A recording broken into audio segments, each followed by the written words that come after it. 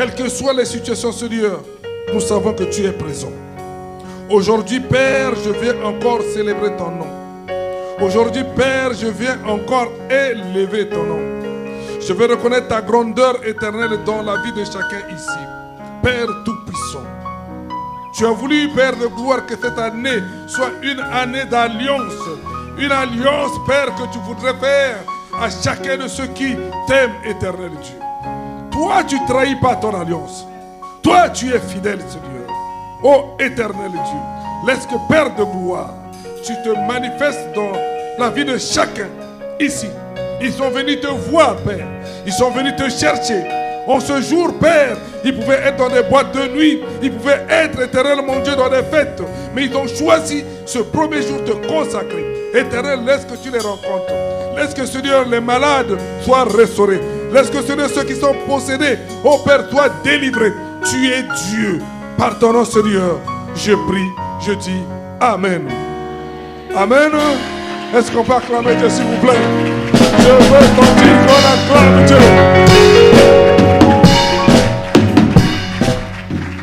Est-ce qu'il y a la joie? Amen. Je vais lire le texte biblique et puis vous allez vous asseoir et on va commencer. Amen. Ne vous en faites pas, ça ne prendra pas beaucoup de temps. C'est plus le temps que je vais prier sur les gens. La Bible nous dit dans Luc 9, 23.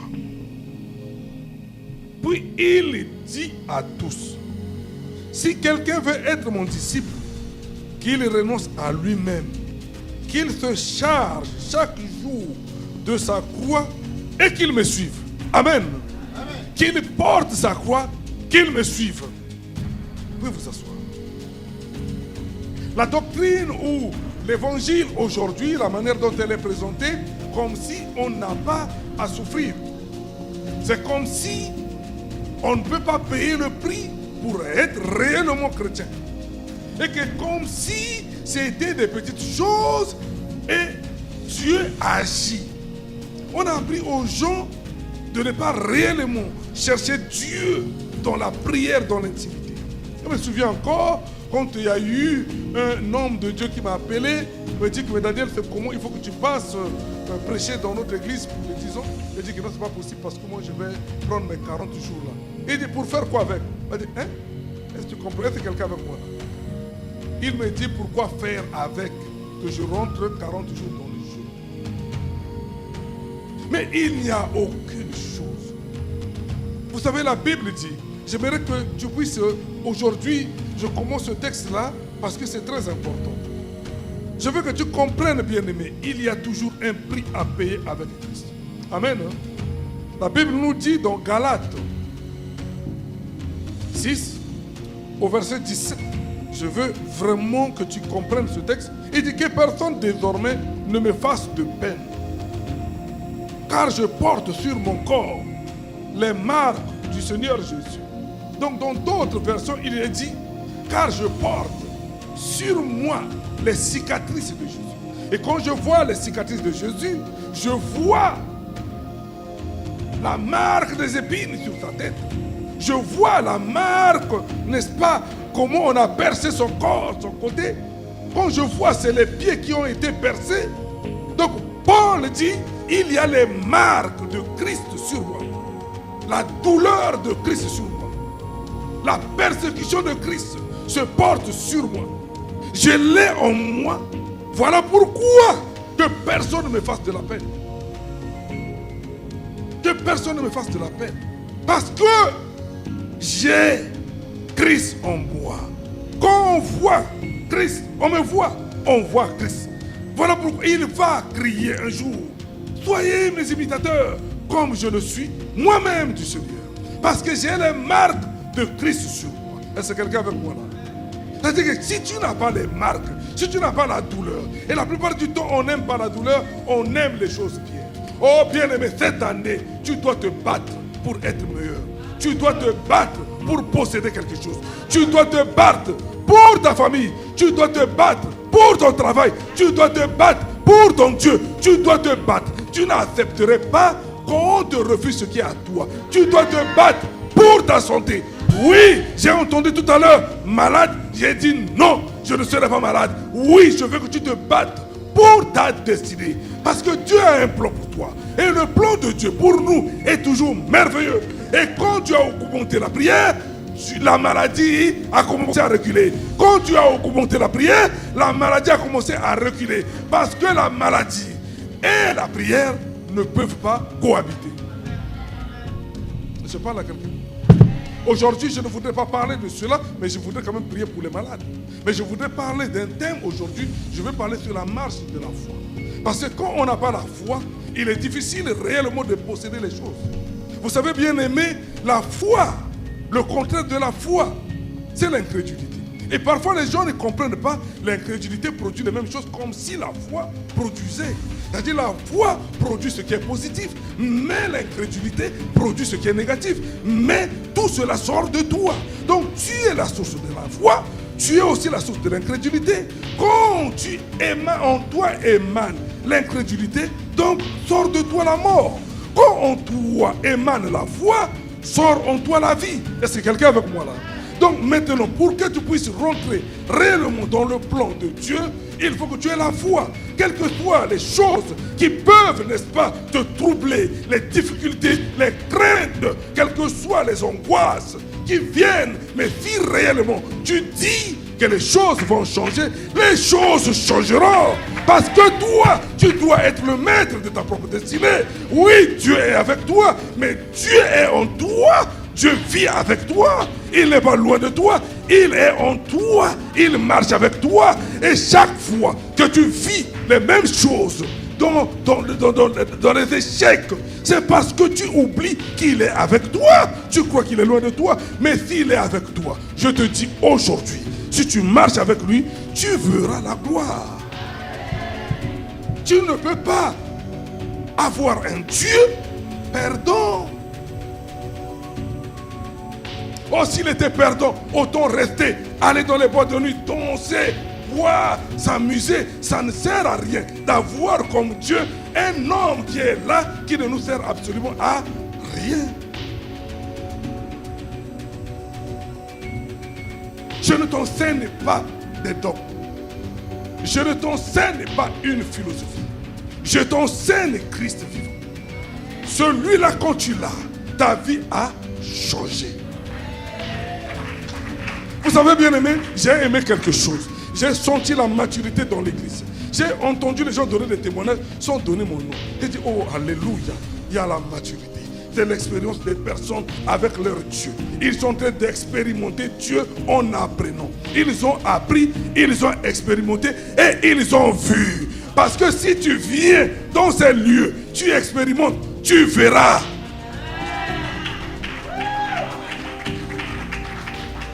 Moi, aujourd'hui, je vais vous parler de la marche de la foi. Et vous parler de la marche de la foi, je veux que tu puisses recevoir ce message, que tu le gardes. Je veux que tu puisses l'avoir en toi toute l'année, que tu marches avec, que tu ne puisses pas désespérer, que tu puisses savoir que Dieu, il est là avec toi. Amen. Je veux que tu prennes 2 Rois 7, à partir du verset 3. Je vais le lire un tout petit peu et nous allons prier. Amen. Nous allons prier. Il faut rentrer dans ton héritage. Et je vais proclamer des bénédictions pour toi. Et pour le moment, nous allons lire ce texte. La Bible nous dit dans 2 Rois 7, à partir du verset 3, la Bible nous dit: il y avait à l'entrée de la ville 4 lépreux qui se dirent l'un à l'autre: pourquoi rester ici jusqu'à notre mort? Si nous envisageons d'entrer dans la ville, la famille y règne et nous mourrons. Mais si nous restons ici, nous mourrons aussi. Allons nous livrer dans le camp des Syriens. S'ils nous laissent vivre, nous vivrons. Et s'ils nous font mourir, nous mourrons. Ils partirent donc au crépuscule pour se rendre au camp des Syriens. Lorsqu'ils arrivent à l'entrée du camp, il n'y avait personne. En effet, le Seigneur y avait fait entrer un bruit de chars et de chevaux le bruit d'une grande armée. Et ils s'étaient dit l'un à l'autre, le roi d'Israël a enrôlé contre nous les rois des Hittites et ceux des Égyptiens pour venir nous attaquer.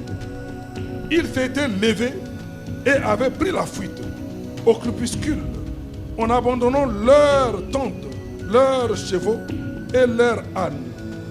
Le camp était resté tel quel. Ils s'étaient enfuis pour sauver leur vie. Alléluia. Je vais continuer, mais j'aimerais d'abord m'arrêter là et essayer de parler avec toi. Regardez, bien aimé. La Bible nous dit que le roi de Syrie a encerclé Israël. Il a encerclé Israël et il demande que le peuple d'Israël puisse abdiquer et qu'il puisse rentrer. Et comme le peuple d'Israël n'abdiquait pas, ils ont encerclé Israël. Ils ont dit, nous allons voir comment ils vont mourir de faim. Après, nous allons les prendre calmement, les tuer calmement. La Bible nous dit ici qu'il y avait 3 lépreux qui étaient à l'entrée de la ville, qui n'étaient pas dans la ville. Ils étaient lépreux, ils étaient impurs. Ils étaient des hommes qui étaient méprisés parce qu'ils étaient malades, une maladie contagieuse. Ils étaient des hommes rejetés parce que la sorcellerie ou les critiques de la famille étaient contre eux. Ils étaient des hommes qui ont été rejetés parce qu'ils avaient la pauvreté, ils n'avaient rien en eux. C'étaient des hommes qui n'étaient pas aimés de qui que ce soit.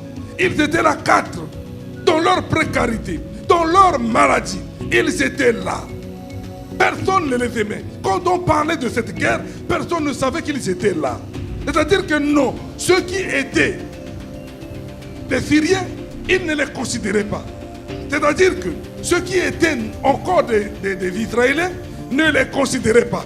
Ils étaient là, on s'en foutait. On savait déjà qu'ils étaient morts parce que la maladie allait les ronger, la maladie allait les détruire. Ils étaient rien. Ils n'étaient pas considérés. Oh bien-aimé, je parle à toi quand on dit que tu es rien. Oh bien-aimé, je parle à toi quand on dit qu'on ne considère pas. Oh bien-aimé, je parle à toi quand on dit le malade. Bien-aimé, je parle à toi qui est désespéré, qui regarde, tu te dis, tout est fini. Qu'est-ce que je peux devenir? La Bible dit que cet homme-là, les 4, ils étaient là. Ils se sont dit de toutes les façons, si on rentre là, nous allons mourir. Si, qu'est-ce qu'on fait? Il dit, ils vont marcher. Alléluia. Dis à quelqu'un, marcher. Marcher. Ils ont commencé à marcher. La Bible dit, ils ont marché au crépuscule. C'est-à-dire qu'ils ne faisaient pas jour, ils ne faisaient pas nuit, ils étaient au milieu. Ces hommes-là, ils ne respectaient même pas les principes.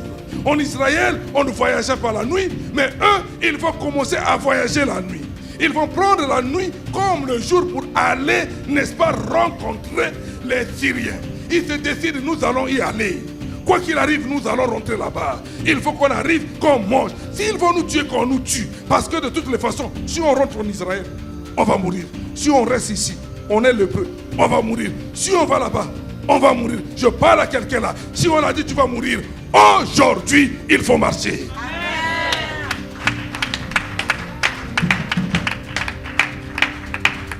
Ils se sont levés pour marcher, bien-aimés. Quand ils ont commencé à marcher, il y a quelque chose qui se passait. Est-ce que quelqu'un est avec moi là? Ils ont commencé à braver les interdits. Ils ont bravé les interdits. Il a été dit, tu ne marcheras pas la nuit. Mais ils ont dit, nous allons marcher la nuit. Ils ont commencé à marcher. Tu bon. Ils ont commencé à marcher dans la faim.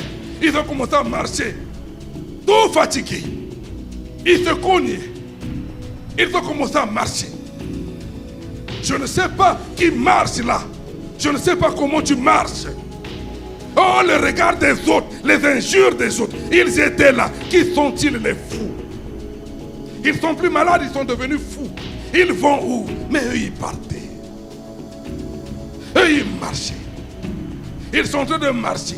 Mais je veux dire à quelqu'un, si tu ne commences pas à marcher, les choses ne changent pas. Les choses s'obtiennent quand on marche dans la foi. On ne cherche pas à être un homme qui connaît prier ou qui connaît faire quoi. Toi, marche avec la foi. Amen. Toi, possède avec la foi. Amen. Toi, envahis cette année avec la foi. Amen. Ne cherche pas à justifier en disant c'est à cause. Il n'y a pas de cause. Ces hommes-là, ils étaient malades. Ils ont marché. Ils ont marché. Oh bien aimé, j'aime la parole de Dieu. Oh là là, quand je disais cette parole-là, j'ai senti des frissons. Je me suis dit, Christ, tu es comment? Ceux qui me connaissent, ils n'ont jamais entendu ce message. J'ai senti quelque chose en moi qui vibrait. Je veux te dire quelque chose. Quand ils ont commencé à marcher, la Bible dit, au même moment, les anges ont commencé à marcher avec eux. Il y a quelque chose qui s'est passé. Alléluia. Au crépuscule. Quand ils ont commencé à marcher, en posant l'acte de la foi, la Bible dit que chez les Syriens, ils ont commencé à entendre les marches et les sabots des chevaux. Si tu ne marches pas, l'ennemi ne saura pas que tu es en train de marcher. C'est quand ils ont commencé à marcher. Est-ce que je parle à quelqu'un? Ils ont commencé à marcher. Et quand ils ont commencé à marcher, la Bible nous dit que non, dans le camp des Syriens, ils entendaient maintenant les pas des Égyptiens et des Hittites. Ils entendaient maintenant les pas. Il y avait maintenant le bruit d'une armée qui venait. Cette armée était que 4 lépreux fatigués qui avaient la faim. Mais Dieu a transformé cela en une armée, en une forte armée qui devait venir pour terrasser. Je te parle, bien-aimé. Quel que soit ce que l'ennemi est, il va avoir la force. Quel que soit ton problème, il peut être comment. Quand tu commences à marcher dans la foi, ils ont dit, nous on va marcher. Nous on ne peut pas rester là. Dieu n'aime pas les gens qui restent quelque part. Il n'y a pas de justification possible. Je dois marcher dans la foi avec Dieu. Amen. Et quand je pose le pas, la Bible dit, ils ont commencé à marcher. Ils ont commencé à marcher. Là-bas aussi, les anges ont été mandatés par Dieu. Descendez, commencez à marcher avec eux. Parce qu'ils ont la foi. Regardez, le peuple d'Israël était là. Les gens qui étaient bien portants étaient là. Ils avaient peur, ils étaient là. Je te dis, tu n'es pas bien portant, tu es malade. On s'en fout. On marche. Amen. La nuit, tu ne dors pas. Les femmes et les maris de nuit, on s'en fout. Tu marches. Amen. Parce qu'aucune force ne peut arrêter ceux qui marchent avec l'Éternel. Amen, amen, amen. Ils ont marché. Ils ont marché. De l'autre côté, ils entendaient des chars. Oh, je proclame pour toi, je proclame pour cette année, que les chars du ciel t'accompagnent. Je proclame pour toi que les anges du ciel t'accompagnent. Je proclame pour toi que les armées fuient devant toi au nom de Jésus. Quel que soit l'ennemi qui se lève, qui se présente, je proclame par le nom de Jésus-Christ, le Dieu tout-puissant, le Dieu vivant, que l'ennemi fuira devant toi. La Bible dit, ils viendront par un seul chemin.